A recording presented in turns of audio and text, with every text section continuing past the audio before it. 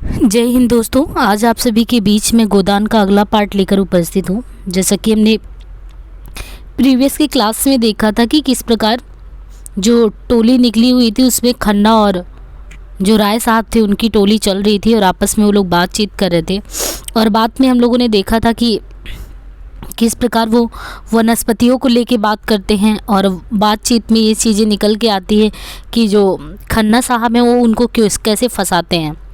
फंसाने में ये चीज़ें हैं कि मतलब ये बताते हैं कि देखिए ये जो वनस्पति है मैं जो लिया हूँ ये जाके कैसे मैं लोगों को बेवकूफ़ बनाऊँगा। और उन्होंने बताया कि जो कि यहाँ के लोग हैं, जैसे शहर के लोग हैं, तो उनको ये चीज़ें मिलती नहीं हैं। अब मिलती नहीं है तो ऐसे में क्या करना है कि अगर मैं इनसे ये चीज़ें ख़रीद रहा हूँ सस्ते में तो मैं इसको जाके महंगे में बेच सकता हूँ, आराम से बेच सकता हूँ। लेकिन वो चीज़ उनको समझ नहीं आ रहा था कि अरे ऐसे कैसे पॉसिबल होता है या हो सकता है। अच्छा, ये सब बातें ख़त्म हुई तो ये हुआ कि वो लोग आगे निकले और आगे निकले तो चलते हुए देखे कि कुछ ही दूर चले थे कि एक शिकार के लिए उनको हिरन मिली। और जैसे ही वो देखे उसको तो शिकार पे तुरंत उन्होंने झटपट अपना उठा लिया और मारने के लिए तैयार हो गए। लेकिन आप देख रहे थे कि मिर्ज़ा जी को बहुत साथ में दौड़ रहे, उनको डर लग रहा था। और जो लड़का था बेसिकली साथ में आया तो लकड़हारा था, तो लकड़हारे ने हिरन को करुण नेत्रों से देखकर कहा, अच्छा पट्ठा था, मन भर से कम ना होगा, हुक्म हो तो मैं उठाकर पहुंचा दूं, क्योंकि वो मार के उसको गिरा देते हैं। मिर्ज़ा कुछ बोले नहीं, हिरन की टंगी हुई दीन वेदना से भरी आंखें देख रहे थे। अभी 1 मिनट पहले इसमें जीवन था। वो ऐसा कहते हैं कि अभी एक मिनट पहले अगर देखें तो इसमें क्या था, जीवन था। जरा सा पत्ता भी खड़कता तो कान खड़े करके चौकड़ियाँ भरता हुआ निकल भागता। अपने मित्रों और बाल बच्चों के साथ ईश्वर की उगाई हुई घास खा रहा था, मगर अब निस्पंद पड़ा है। उसकी खाल उधेड़ लो, उसकी बोटियाँ कर डालो, उसकी कीमा बना डालो, उसे खबर तक नहीं। उसकी क्रीड़ा में जीवन में जो आकर्षण था, जो आनंद था, वह क्या इस निर्जीव सौ में है? इतनी वेदना के साथ कौन कह रहा है? मिर्ज़ा कह रहे हैं। मिर्ज़ा को उसको देख के बहुत ही अंदर से, आप कह सकते हैं कि अंदर से उन्हें बहुत ही ज़्यादा उद्वेलित कर रहा है वो। और उनको लग रहा है कि जो खुशी के लिए लोग करते हैं, शिकार पे जाते हैं, क्या बिना इसके खुशी नहीं मिल सकती? कितनी सुंदर गठन थी, कितनी प्यारी आंखें थी, कितनी मनोहर छवि थी। उसकी छलांगें हृदय में आनंद की तरंगें पैदा कर देती थी।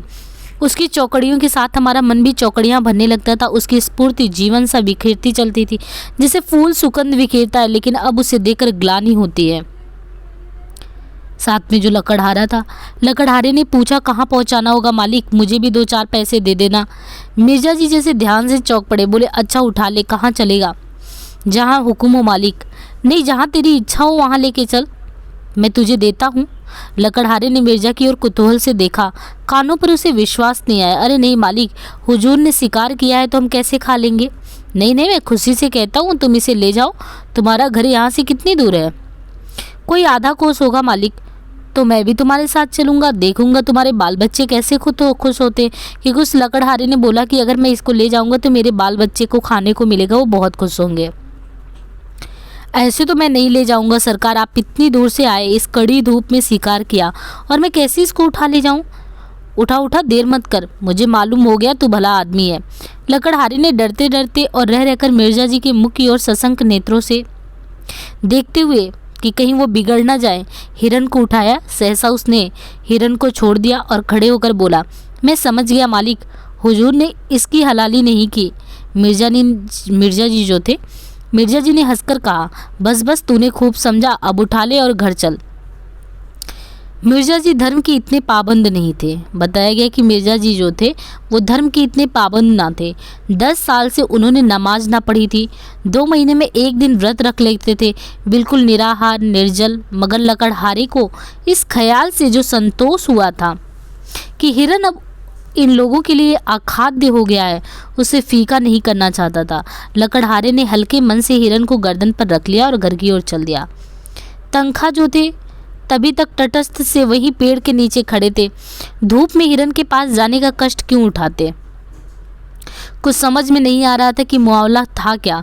लेकिन जब लकड़हारे को उल्टी दिशा में जाते देखा तो आकर मिर्ज़ा से बोले, आप उधर कहाँ जा रहे हैं हजरत? क्या रास्ता आप भूल गए हैं? मिर्जा ने अपराधी भाव से मुस्कुराकर कहा। मैंने शिकार इस गरीब आदमी को दे दिया, अब जरा इसके घर चल रहा हूँ, आप भी आइए साथ में। तनखा ने मिर्जा को कुतूहल की दृष्टि से देखा और बोले, आप अपने होश में हैं या नहीं है? कह नहीं सकता, मुझे कुछ नहीं मालूम, खुद ही नहीं मालूम। शिकार इसे क्यों दे दिया आपने? इसलिए कि उसे पाकर इससे जितनी खुशी होगी मुझे या आपको नहीं होगी। देखिए, वो ये देखना चाह रहे थे, वो कह रहे थे कि देखिए, इस शिकार से शायद मुझे और मेरे पेट भरे होते हैं, आपके भरे होते हैं, तो इस शिकार से शायद ही मुझे उतनी खुशी हो जितनी इस गरीब जो लकड़हारा है, जिसने बोला कि उसके बाल बच्चे को खुशी होगी, उसके एक वक्त की रोटी का जुगाड़ हो जाएगा। तनखा खिसिया कर बोले, जाइए, सोचा था खूब कबाब उड़ाएंगे, सो आपने सारा मज़ा किरकिरा कर दिया। खैर, राय साहब और मेहता कुछ ना कुछ लाएंगे ही, कोई गम नहीं। मैं इस इलेक्शन के बारे में कुछ अर्ज करना चाहता था। आप नहीं खड़ा होना चाहते ना, सही, आपकी जैसी मर्जी, लेकिन आपको इसमें क्या तामुल है कि जो लोग खड़े हो रहे हैं उनसे इसकी अच्छी कीमत वसूल की जाए। मैं आपसे सिर्फ इतना चाहता हूं कि आप किसी पर ये भेद ना खुलने दें कि आप नहीं खड़े हो रहे हैं। सिर्फ इतनी मेहरबानी कीजिए मेरे साथ। ख्वाजा जमाल ताहिर इसी शहर से खड़े हो रहे हैं, तो वो अपना जुगाड़ लगा रहे थे। रईसों के ओट सोलो आने उनकी तरफ ही है, हुक्काम भी उनके मददगार हैं, फिर भी पब्लिक पर आपका जो असर है उससे उनकी कोर दब रही। आप चाहें तो आपको उनसे 10-20 हज़ार रुपये महज जाहिर कर देने को मिल सकते हैं कि आप उनकी खातिर बैठ जाते। नहीं, मुझे अर्ज कर लेने दीजिए, इस मामले में आपको कुछ नहीं करना है। आप बेफिक्र बैठे रहिए, मैं आपकी तरफ से एक मैनिफेस्टो निकाल दूंगा और उसी शाम को आप मुझसे 10,000 नगद वसूल कर लीजिएगा। मिर्जा साहब ने उनकी ओर हिकारत से देकर कहा, मैं ऐसे रुपए पर और आप पर लानत भेजता हूँ। मिस्टर तनखा जरा भी बुरा नहीं माना, माथे पर बल तक नहीं आने दिया। मुझ पर आप जितनी लानत चाहे भेजे, मगर रुपए पर लानत भेजकर आप अपनी ही नुकसान कर रहे हैं। मैं ऐसी रकम को हराम समझता हूँ। आप शरीयत के इतने पाबंद तो नहीं है। लूट की कमाई को हराम समझने के लिए सरा का पाबंद होने की ज़रूरत नहीं है। तो इस मामले में क्या आप अपना फैसला तब्दील नहीं कर सकते? जी नहीं।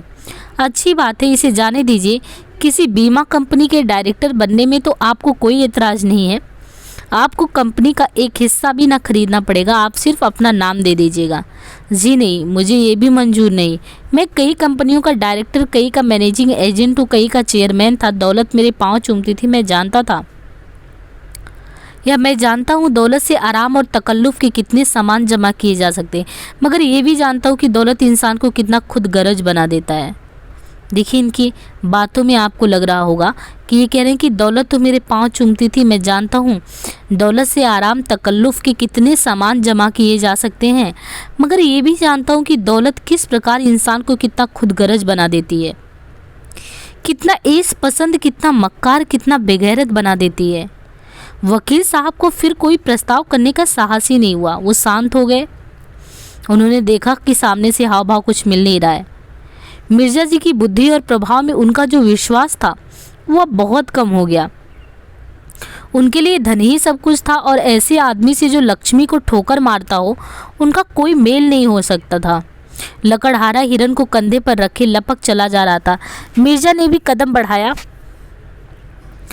पर अस्तुलकाय तनखा पीछे रह गए। उन्होंने पुकारा, जरा सुनिए मिर्जा जी, आप तो भागे ही जा रहे हो। मिर्जा जी ने बिना रुके हुए जवाब दिया, वो गरीब बोझ लिए इतनी तेजी से चला जा रहा है, हम क्या अपना बदन लेकर भी उसके बराबर नहीं चल सकते? लकड़हारे ने हिरन को एक ठूंठ पर उतार कर रख दिया था और दम देने लगा था। मिर्जा साहब ने आकर पूछा, थक गए क्यों? लकड़हारे ने सकुचाते हुए कहा, बहुत भारी है सरकार, तो लाओ कुछ देर मैं ही लेके चलूँ। लकड़हारा हंसा। मिर्जा डील डॉल में उससे कहीं ऊंचे और मोटे ताजे थे, फिर भी वह दुबला पतला आदमी उनकी इस बात पर हंसा। मिर्जा जी पर जैसे चाबुक पड़ गए। तुम हंसे क्यों? क्या तुम समझते हो मैं इसे उठा नहीं सकता? लकड़हारे ने मानो क्षमा मांगी, सरकार आप लोग बड़े आदमी हैं, बोझ उठाना तो हम जैसे मजदूरों का ही काम है। मैं तुम्हारा दोगुना जो हूँ, इससे क्या होता है मालिक? मिर्जा जी का पुरुषत्व तो अपने और अपने अपमान सह नहीं पाए। उन्होंने बढ़कर हिरन को गर्दे पर उठा लिया, गर्दन पर चल पड़े, मगर मुश्किल से 50 कदम ही चले होंगे कि गर्दन उनकी फटने लगी, पांव थरथराने लगे और आंखों में तितलियां उड़ने लगी। कलेजा मजबूत किया और 20 कदम और चले। कमबख्त कहाँ रह गया, जैसे इस लाश में शीशा भर दिया गया हो। जरा मिस्टर तनखा की गर्दन पर रख दूं तो मज़ा आए। मशक की तरह जो फूले चलते, जरा उनको भी मज़ा देख ले उनका। लेकिन बोझा उतारे तो कैसे, दोनों अपने दिल में कहेंगे बड़ी जवां मर्दी दिखाने चले थे। 50 कदम में भी छी बोल गए। लकड़हारे ने चुटकी ली, कहो मालिक कैसे रंग ढंग है, बहुत हल्का है ना। मिर्जा जी को बोझ कुछ हल्का मालूम होने लगा। बोले उतनी दूर तो ले ही जाऊंगा जितनी दूर तुम ले आए हो। कई दिन गर्दन दुखेगा मालिक। तुम क्या समझते हो मैं यूं ही फूला हुआ हूँ? नहीं मालिक, अब तो ऐसा नहीं समझता। मुदा आप हैरान ना हो, वह चट्टान है, उस पर उतार दीजिए, मैं अभी इसे इतनी ही दूर और ले जा सकता हूँ। मगर ये अच्छा तो नहीं लगता कि मैं ठाला चलूँ और आप लदे रहे। मिर्जा साहब ने चट्टान पर हिरन को उतार कर रख दिया। वकील साहब भी आ गए, मतलब वही तनखा साहब। मिर्जा ने दाना फेंका, अब आपको भी कुछ दूर ले चलना पड़ेगा जनाब। वकील साहब की नज़रों में अब मिर्जा जी का कोई महत्व नहीं था, क्योंकि तनख्वाह को लगा इनसे कोई काम नहीं है, तो कोई महत्व ही नहीं था। बोले मुआफ़ कीजिए, मुझे अपनी पहलवानी का दावा नहीं है, बहुत भारी नहीं है सच। अजी रहने भी दीजिए, आप अगर इसे 100 कदम ले चले तो मैं वादा करता हूँ आप मेरे सामने जो तजवीज़ रखेंगे उसे मैं मंजूर कर लूँगा। मैं इन चकमों में नहीं आता, मैं चकमे नहीं दे रहा हूँ वल्लाह। आप जिस हल्के से कहेंगे, मतलब बता रहे हैं मिर्ज़ा जी कह रहे हैं कि आप जिस हल्के से कहेंगे खड़ा हो जाऊंगा, जब हुक्म देंगे बैठ जाऊंगा, जिस कंपनी का डायरेक्टर, मेंबर, मुनीम, कन्वेशर जो कुछ कहिएगा बन जाऊंगा। बस 100 कदम तो लेके चलिए। मेरी तो ऐसे ही दोस्तों से निपटी है जो मौका पड़ने पर सब कुछ कर सकते हो। तनख्वाह का मन जो था ना वो चुलबुला उठा। मिर्ज़ा जी अपनी कॉल के पक्के हैं, इसमें कोई संदेह नहीं। हिरन ऐसा क्या बहुत भारी होगा, आखिर मिर्ज़ा इतने दूर लेके आए। अब मिस्टर तनख्वाह जो थे उनको लगा कि चलो भाई जब ये शर्त दे रहे हैं और अपना काम बन जाएगा तो हाँ ही बोल देना चाहिए। बहुत ज़्यादा थके तो नहीं जान पड़ते, अगर इनकार करते हैं तो सुनहरा अवसर हाथ से जाता है। आखिर ऐसा क्या कोई पहाड़ है, बहुत होगा 4-5 पसेरी होगा। 2-4 दिन गर्दन ही तो दुखेगा, जेब में रुपए हो तो थोड़ी सी बीमारी सुख की वस्तु है। 100 कदम की रही, हाँ 100 कदम मैं गिनता चलूँगा, देखिए निकल ना जाइएगा, निकल जाने वाले पर लानत भेजता हूँ। तनख्वाह ने जूते का फीता फिर से बांधा, कोट उतार कर लकड़हारे को दिया, पतलून ऊपर चढ़ाए, रुमाल से मुंह पोंछा और इस तरह हिरन को देखा मानो ओखली में सिर देने जा रहे हो। फिर हिरन को उठाकर गर्दन पर रखने की चेष्टा की। 2-3 बार जोर लगाने पर लाश गर्दन पर तो आ गई, पर गर्दन उठ नहीं पाई। कमर झुक गई, हाथ उठे और लाश को ज़मीन पर पटकने वाले ही थे कि मिर्ज़ा ने उन्हें सहारा देकर आगे बढ़ाया। तनख्वाह ने एक डग इस तरह उठाया जैसे दलदल में पाँव रख रहे हो। मिर्ज़ा ने बढ़ावा दिया, शाबाश मेरे शेर, वाह वाह। तनख्वाह ने एक डग और रखा, मालूम हुआ कि गर्दन टूटी जाती है। मार लिया मैदान, जीते रहो पट्टे। तनख्वाह 2 डग और बढ़े, आंखें निकल पड़ती थी, बस एक बार और जोर मार दो दोस्त। 100 कदम की शर्त गलत, 50 कदम की ही रही। वकील साहब का बुरा हाल था, क्योंकि वो 10 ही नहीं चल पा रहे थे। यहाँ पे आप 50 से 20 करो, क्या मतलब। वो बेजान हिरन शेर की तरह उनको दबोचे हुए उनका हृदय रक्त चूस रहा था। सारी शक्तियाँ जवाब दे चुकी थी, केवल लोभ किसी लोहे की धरन की तरह छत को संभाले हुए था। लोभ लोहे की धरन की तरह छत को संभाले था। 1 से 25,000 तक की गोटी थी, मगर अंत में वह सहतीर भी जवाब दे गई। लोभी की कमर भी टूट गई, आंखों के सामने अंधेरा छा गया, सिर में चक्कर आया और वह शिकार गर्दन पर लिए पथरीली जमीन पर गिर पड़े। मिर्जा ने तुरंत उन्हें उठाया और अपने रुमाल से हवा करते हुए उनकी पीठ टोकी। जोर तो यार तुमने खूब मारा, लेकिन तकदीर के खोटे हो। तनख्वाह ने हाँफते हुए लंबी सांस खींचकर कहा, आपने तो आज मेरी जान ही ले ली, 2 मन से कम ना होगा। उन्होंने, मतलब कि तनख्वाह ने कहा, जब वो हाँफते हुए वो नहीं उठा पाए तो उन्होंने कहा कि 2 मन से तो कम नहीं होगा। मिर्ज़ा ने हंसते हुए, क्योंकि मिर्ज़ा उनकी किरकिरी कर रहे थे, उनको बहुत हंसी आई कि बताओ कि ये इतना भी नहीं उठा पा रहा है। तो मिर्ज़ा ने हंसते हुए कहा, लेकिन भाईजान मैं तो इतनी दूर उठा कर लेके आया हूँ और आपकी इतनी भी हैसियत नहीं है। अब तनख्वाह का क्या हालत है, तनख्वाह यानी वही वकील साहब। उन्होंने खुशामद करनी शुरू कर दी। मुझे तो आपकी फरमाइश पूरी करनी थी, आपको तमाशा देखना था, वो आपने देख लिया। अब आपको अपना वादा पूरा करना होगा। आपने मुआहदा कब पूरा कर लिया? उन्होंने कहा कि अब आपने कब पूरा कर लिया? कोशिश तो जान तोड़कर की, इसकी सनत नहीं। लकड़हारे ने फिर हिरन उठा लिया था और भागा चला जा रहा था। वह दिखा देना चाहता था कि तुम लोगों ने कांख कर 10 कदम मुझसे उठा नहीं पाए, और ये ज़रा मुझे देख लो कि इतने पतले दुबले, लेकिन मैं कितना काम कर सकता हूँ। इस मैदान में मैं दुर्बल होने पर भी तुमसे आगे रहूँगा। हाँ, कागज़ तुम चाहे जितना काला करो, झूठे मुकदमे चाहे जितना बनाओ। एक नाला मिला जिसमें बहुत थोड़ा सा पानी था। नाले के उस पार टीले पर एक छोटा सा 5-6 घरों का पुरवा था और कई लड़के इमली के पेड़ के नीचे खेल रहे थे। लकड़हारे को देखते ही सबों ने दौड़ा, उसका दौड़कर वो लोग स्वागत किए और लगे पूछने कि मतलब वो सब उन्हीं के बच्चे थे, उस लकड़हारे के। तो लकड़हारे को देखे सारे बच्चे उनके पास दौड़ते आए और पूछा किसने मारा बापू, मतलब वो शिकार किसने किया, किसने मारा, कैसे मारा, कहाँ मारा, कैसे गोली लगी, कहाँ लगी, इसी को क्यों लगी और हिरणों को क्यों नहीं लगी।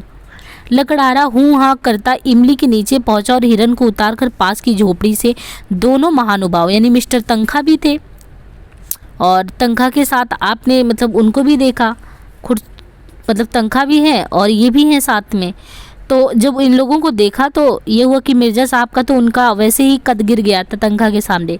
तो दोनों महानुभाव के लिए वो खाट लेके आए, उनके चारों लड़कों, उसके 4 लड़के थे, 4 लड़के और लड़कियों ने शिकार को अपने चार्ज में ले लिया और अन्य लड़कों को भगाने की चेष्टा वो करने लगे।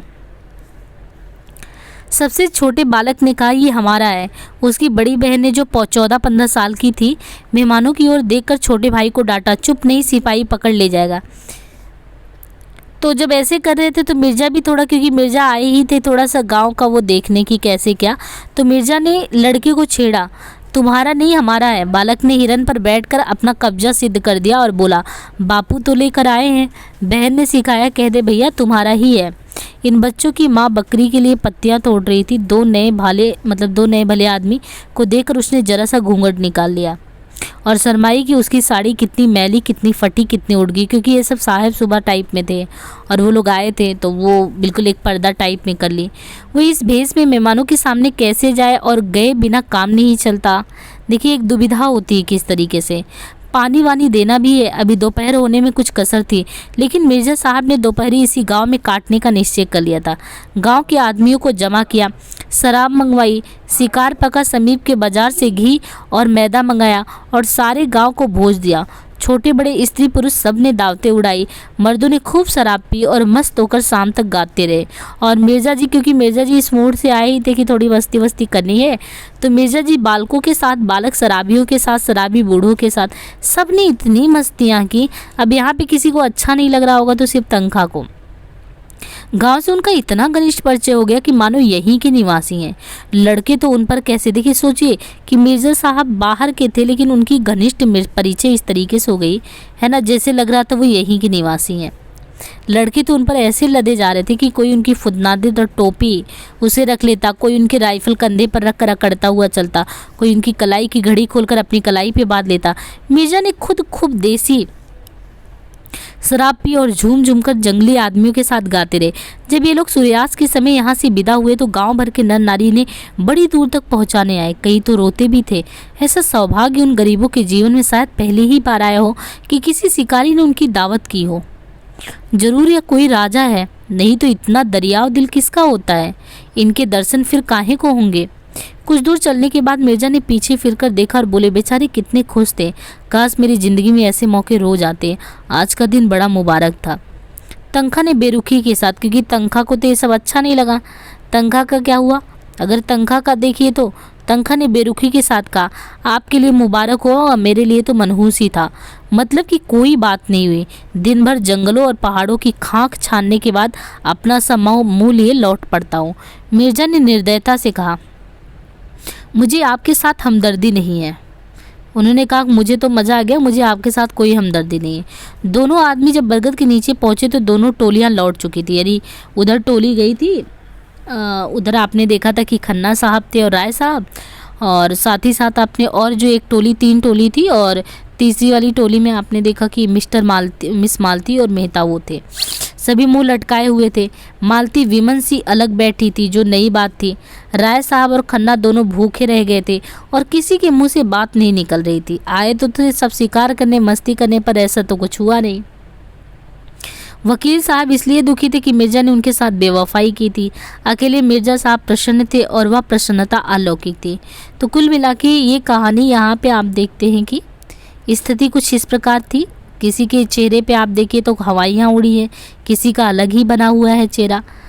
ये हुआ कि जब यहाँ पे जंगल पे सारा काम का धाम हो गया और सब निकल पड़े और शांति से, तो आगे जब कहानी मोड़ लेती वहाँ पे जब से होरी के घर में गाय आ गई थी।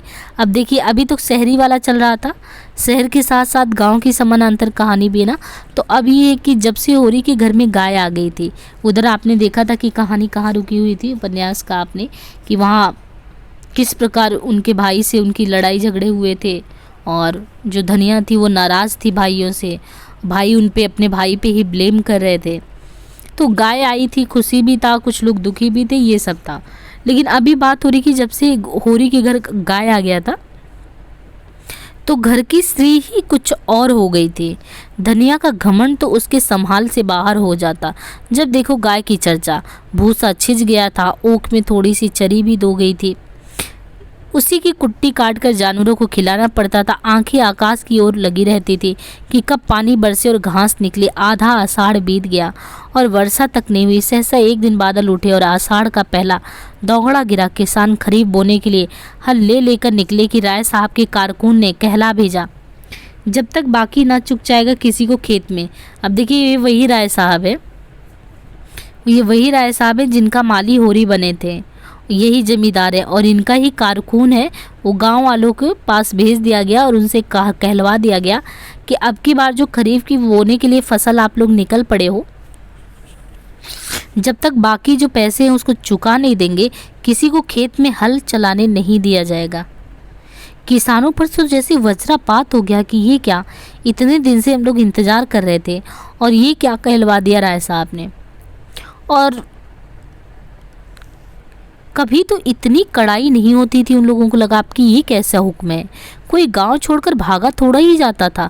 अगर खेती में हल नहीं चले तो रुपए उनके कहाँ से आएंगे, निकालेंगे तो खेत से ही ना। सब मिलकर कारकुन के पास जाकर रोने लगे। अब देखिए कारकुन जो होगा वो राय साहब के द्वारा जो भेजा गया होगा, ये सारे गांव वाले उस कारकुन के पास जाकर रोने लगे। कारकुन का नाम था पंडित नोखीराम। गांव का कारकुन ये भी बहुत चर्चा का विषय बने रहते हैं। कारकुन साहब पंडित नोखीराम, ये कारकुन थे जो उनके तरफ से भेजे जाते थे राय साहब के तरीके से। तो जो कारकुन थे पंडित नोखीराम, आदमी बुरे नहीं थे मगर मालिक का हुक्म तो उनको मानना ही था, उसे वो कैसे डालते। अभी उस दिन राय साहब ने होरी से कैसी दया और धर्म की बातें की थी और आज असामियों पर ये जुल्म।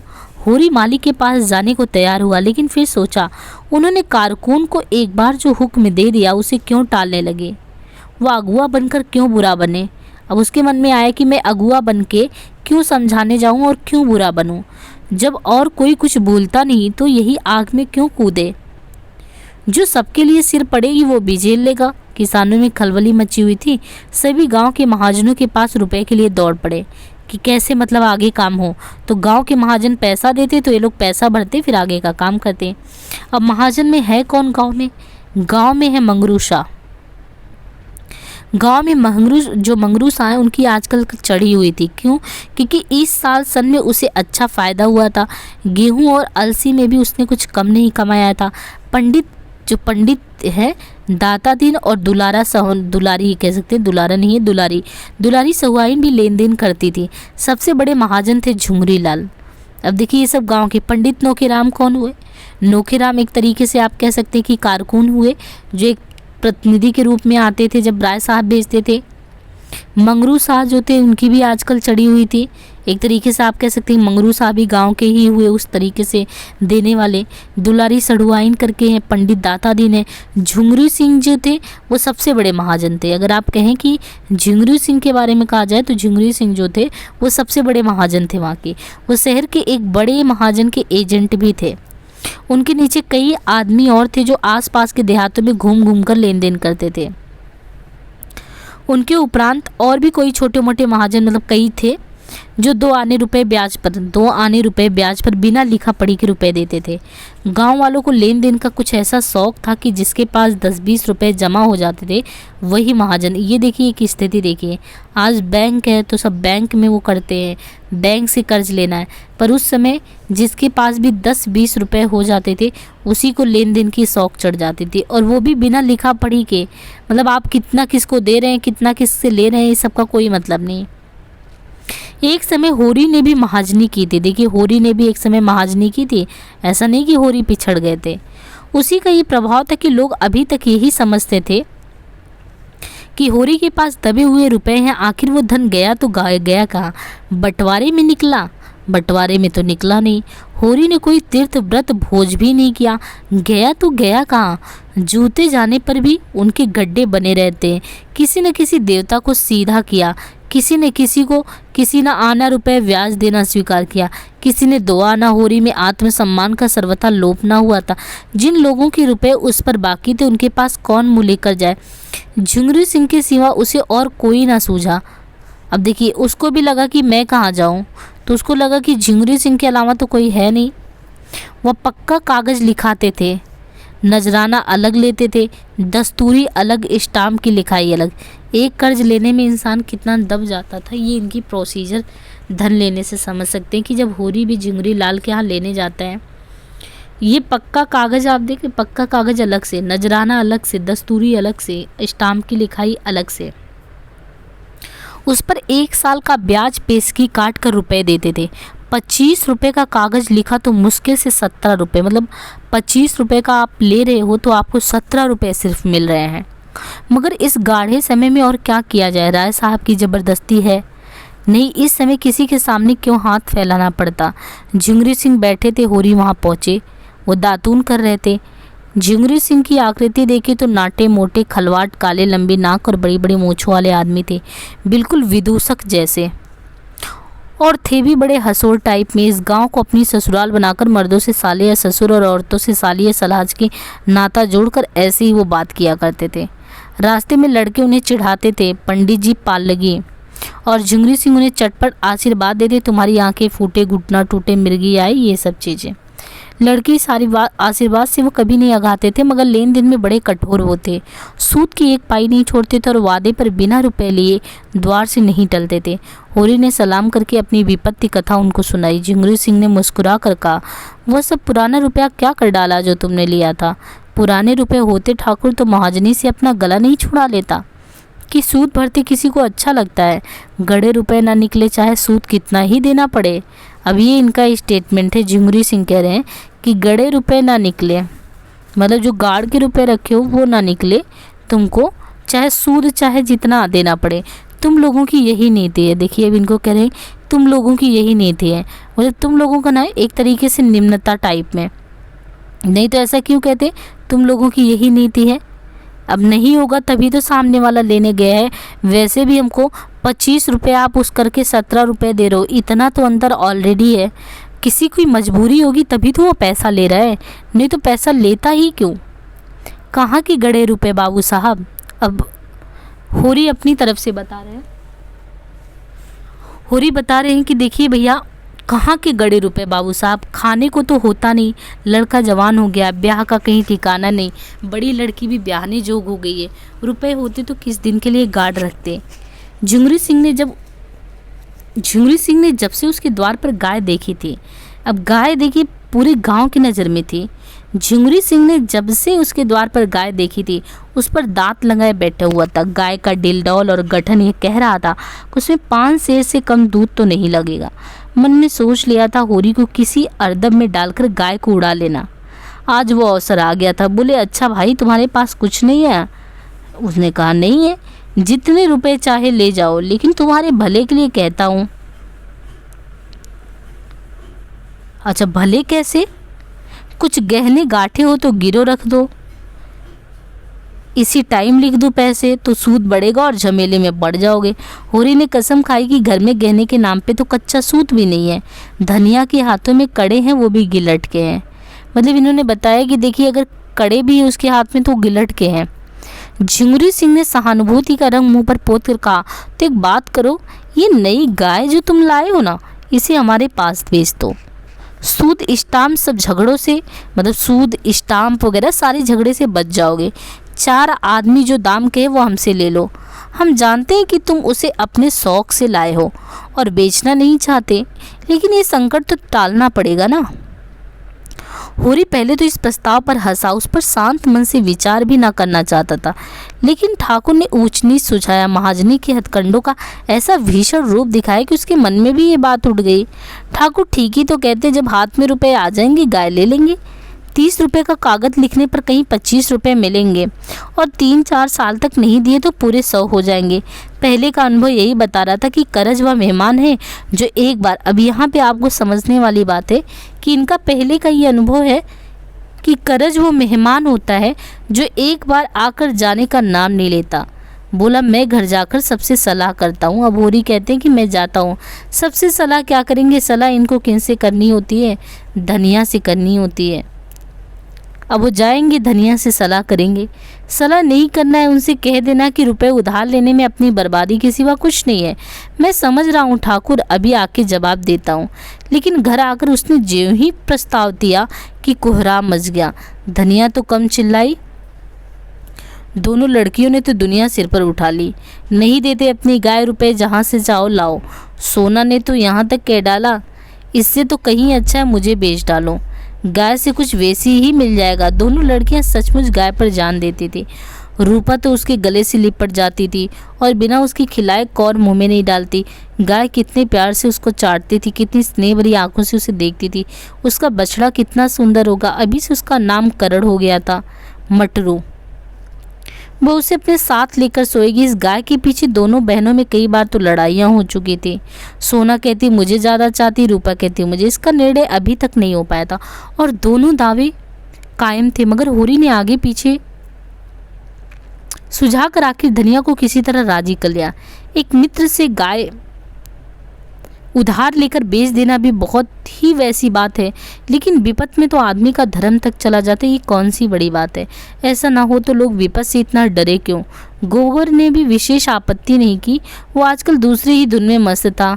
ये तय किया गया कि जब दोनों लड़कियां रात को सो जाएंगी तो गाय झुंगरी सिंह के पास पहुंचा दी जाएगी।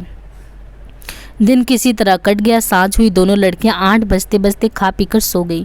गोबर इस करुण दृश्य से भागकर कहीं चला गया था। वो गाय को जाते देख कैसे सकता था? उसने आंसुओं को कैसे रोक सका था? एक स्थिति देखी कि इनका अंदर से अगर आप देखेंगे तो अंदर से अगर देखिए तो इन लोगों के अंदर इतना प्रेम है उस गाय को लेके। इनके लिए वो मात्र गाय नहीं है। अब सोचिए, होरी उनको देख नहीं सकते जाते, उसकी विदाई को नहीं देख सकते, अपने आंसू को कैसे रोक सकेगा? होरी भी ऊपर ही से कठोर बना हुआ था, मन उसका चंचल था। ऐसा कोई माई का लाल नहीं जो उस वक्त उसे 25 रुपये उधार दे दे, चाहे फिर 50 रुपये ही ले ले। वह गाय के सामने जाकर खड़ा हुआ तो उसे ऐसा जान पड़ा कि उसकी काली काली सजीव आंखों में आंसू भरे हुए हैं और वो कह रही है कि क्या 4 दिन में ही तुम्हारा मन मुझसे भर गया? तुमने तो वचन दिया था कि जीते जी से नहीं बेचूंगा। यही वचन था तुम्हारा। मैंने तो तुमसे कभी किसी बात का गिला नहीं किया। जो कुछ रूखा सूखा तुमने दिया वही खाकर संतुष्ट कर दिया। धनिया ने कहा, लड़कियां तो सो गई हैं, अब इसे ले क्यों नहीं जाते? जब बेचना ही है तो अभी क्यों नहीं बेच देते? होरी ने कांपते हुए स्वर में कहा, मेरा तो हाथ नहीं उठता धनिया। उसका मुंह नहीं देखती, रहने दो, रुपए सूद पर ले लूंगा। भगवान ने चाहा तो सब अदा हो जाएंगे। 300-400 होते ही क्या, एक बार ऊख लग जाएगा, सारा हो जाएगा। धनिया ने गर्व भरे प्रेम से उसकी ओर देखा और क्या इतनी तपस्या के बाद तो घर में गऊ आई, उसे भी बेच दो। ले लो कल रुपए, जैसे और सब चुकाए वैसे इसे भी चुका देंगे। भीतर बड़ी उमस हो रही थी, हवा बंद थी, एक पत्ती न हिलती थी, बादल छाए हुए थे पर वर्षा के लक्षण ना थे। होरी ने गाय को बाहर बांध दिया। धनिया ने टोका भी, कहाँ लिए जाते हो? पर होरी ने सुना नहीं। बोला, बाहर हवा में बांध देता हूँ, आराम से रहेगी, उसके भी तो जान है। गाय बांध कर वह अपने मझले भाई शोभा को देखने गया। शोभा को इधर कई महीने से दमे का आर्जा हो गया था। दवा दारू की जुगत नहीं थी, खाने पीने का प्रबंध नहीं था और काम करना पड़ता था जी तोड़कर। वही भाई जो इनके बाद वाला भाई था, जी तोड़कर, इसलिए उसकी दशा दिन दिन बिगड़ती जाती थी। शोभा सहनशील आदमी था, लड़ाई झगड़े से कोसों भागने वाला, किसी से मतलब नहीं, अपने काम से काम। होरी उसे बहुत चाहता था, वो भी होरी का अदब करता था। दोनों में रुपए पैसे की बात होने लगी। राय साहब का यह नया फरमान आलोचनाओं का केंद्र बना हुआ था। कोई 11 बजते बजते होरी लौटा और भीतर जा रहा था। उसे भास हुआ कि गाय के पास कोई आदमी खड़ा है। पूछा, कौन खड़ा है वहां पे? हीरा बोला, मैं हूँ दादा। अब हीरा इनका सबसे छोटा वाला भाई था। हीरा बोला, मैं ही खड़ा हूँ दादा। हीरा उसके कौड़े में आग लेने आया है। उसने बोला, हीरा उसके कौड़े में आग लेने आया है। उसी जरा सी बात में होरी होरी को भाई की आत्मीयता का परिचय मिला। गांव में और भी तो कौड़े हैं, कहीं से आग मिल जा सकते थे। हीरा उसके कौड़े में आग ले रहा था और अपनी ही समझ कर तो सारा गांव इस कौड़े में आग लेने आता था। गांव से सबसे संपन्न यही वाला कौड़ा था।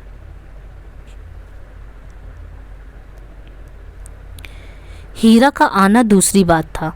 देखिए, आते तो बहुत लोग थे, लेकिन अपने आए तो बात अलग है। हीरा का आना दूसरी बात थी। और उस दिन की लड़ाई के बाद ये हुआ कि हीरा के मन में कपट नहीं रहता। गुस्सैल है लेकिन दिल का साफ। उसने स्नेह भरे स्वर में पूछा, तमाकू है कि ला दूं? नहीं, तमाकू तो है दादा। शोभा तो आज बहुत बेहाल है। कोई दवाई नहीं खाता तो क्या किया जाए। उसके लेखे तो सारे वैद्य, डॉक्टर, हकीम अनाड़ी है। भगवान के पास जितनी अक्ल थी वह उसकी और घरवाली के हिस्से पड़ गई। होरी ने चिंता से कहा, यही तो बुराई है उसमें, अपने सामने किसी को गिनता नहीं। और चिढ़ने तो बीमारी में सभी हो जाते। तुम्हें याद है कि नहीं, जब तुम्हें इन्फ्लुएंजा हो गया था तो दवाई उठाकर फेंक देते थे। मैं तुम्हारे दोनों हाथ पकड़ता था, तब तुम्हारी भाभी तुम्हारे मुंह में दवाई डालती थी। उस पर तुम हजारों गालियां मुझे देते थे। हाँ दादा, भला वह बात भूल सकता हूँ। तुमने इतना ना किया होता तो तुमसे लड़ने के लिए कैसे बचा रहता। होरी को ऐसा मालूम हुआ कि हीरा का स्वर भारी हो गया। उसका गला भी भराया। बेटा, लड़ाई झगड़ा तो जिंदगी का धर्म है। इससे जो अपने हैं वो पराये थोड़ी हैं। ये कितना प्रेम है होरी के मन में इस चीज़ को लेके। अलग है भले ही, लेकिन कह रहे नहीं, इससे जो अपने हैं वो पराये थोड़ी हो जाते हैं लड़ाई झगड़े से। जब घर में 4 आदमी रहते हैं तभी तो लड़ाई झगड़े भी होते हैं। जिसके कोई है ही नहीं उसके कौन लड़ाई करेगा। दोनों ने साथ चिलम पी, तब हीरा अपने घर गया। होरी अंदर भोजन करने चल दिया। धनिया रोज से बोली, देखिए अपने सपूत की लीला। इतनी रात हो गई और अभी उसे अपने सैल से छुट्टी नहीं मिली। मैं सब जानती हूँ, मुझको सब कुछ पता है। भोला की वो जरार लड़की है ना, जुनिया, उसी के फेर में वो पड़ा रहता है। होरी के कानों में भी इस बात की भनक पड़ी थी, पर उसे विश्वास नहीं था। गोबर बेचारा इन बातों को क्या जाने। बोला, किसने कहा तुमसे? धनिया प्रचंड हो गई। तुमसे छिपी तो नहीं होगी। सभी जगह चर्चा चल रही है। भुग्गा व 72 घाट का पानी पिए हुए इसे उंगलियों पर नचा रही है और ये समझता है कि वो उस पर जान देती। तुम्हें उसे समझा दो ना, कोई ऐसी वैसी बात हो गई तो कहीं के नहीं रहोगे। होरी का दिल उमंग पर था। चूहल की सूजी जुनिया देखने सुनने में तो बुरी नहीं है, उसी से कर ले सगाई। ऐसी सस्ती मेहरिया और कहाँ मिल जाती। धनिया को ये चूहल तीर सा लगा। जुनिया इस घर में आए तो मुंह झुलसा दो। गोबर की चहती है तो उसे लेकर जहाँ जाए वहाँ रहे। और जो गोबर इस घर में लेके आया ना, तो ये दोनों लड़कियां किसी के गले बांधोगे कैसे? फिर विरादनी में तुम्हें कौन पूछेगा? कोई द्वार पर खड़ा तक नहीं होने देगा। उसे इसकी क्या परवाह, इस तरह नहीं छोड़ेगी लालक।